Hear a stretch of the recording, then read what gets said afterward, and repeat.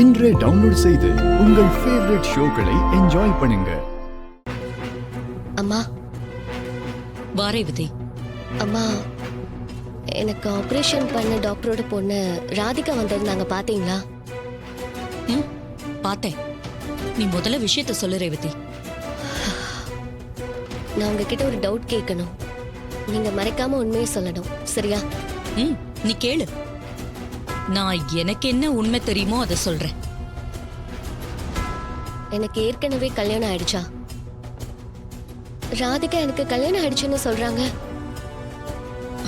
முதல்ல நீ அந்த பொண்ணு என்னென்ன சொன்னான்னு சொல்லு, நான் அப்புறமா சொல்றேன். ஆக்சிடென்ட்டுக்கு முன்னாடியே எனக்கு கல்யாணம் ஆயிடுச்சா?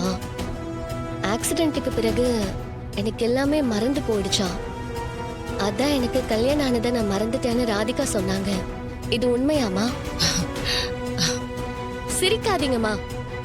அந்த பொண்ணு சொன்ன விஷயம் உண்மையா பொய்யா, அது மட்டும் சொல்லுங்க. நீ சொன்ன விஷயத்த கேட்டு சிரிக்காம எப்படி ரேவதி இருக்கிறது? உனக்கு ஆக்சிடென்ட் ஆகி நடந்த கல்யாணத்தை நாங்க மறைச்சோம் தானே? அந்த பொண்ணு உன்கிட்ட சொன்னா? ஆமா, அப்படிதான் சொன்னா. சரிம்மா, உனக்கு ஆக்சிடென்ட் ஆச்சு, நீ பழச மறந்துட்ட. உனக்கு கல்யாணம் ஆகியிருந்தா அந்த பையனுக்கும் சேர்த்து ஆக்சிடென்ட் ஆகி அவனும் பழச மறந்துட்டானா என்ன?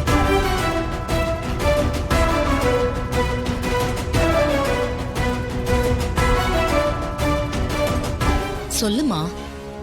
அது அது வந்து சொல்லு. அந்த பையனுக்கு பழசெல்லாம் மறந்துருச்சா? அதான் உன்னை இங்க இருந்து அவன் கூட்டிட்டு போகாம இருக்கானா? ரேவதி, டாக்டரோட பொண்ணை பத்தி அன்னைக்கே நான் அவங்க வீட்டுக்கு போனப்போ தெரிஞ்சுக்கிட்டேன். பாவம், விரும்பின பையனோட பிரிவை தாங்கிக்க முடியாம இப்படி ஆயிட்டா. எனக்கு ஒரு விஷயம் மட்டும் புரியலம்மா.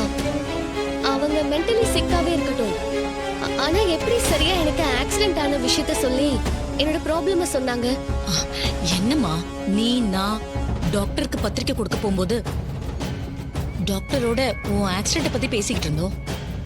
அதையெல்லாம் அந்த பொண்ணு கேட்டுட்டு அவளா மனசுக்குள்ள ஒரு கதையை கிரியேட் பண்ணி இங்க வந்து உன்னை குழப்பிட்டு போயிட்டா. அப்ப அந்த பொண்ணு சொன்னது பொய்யாமா?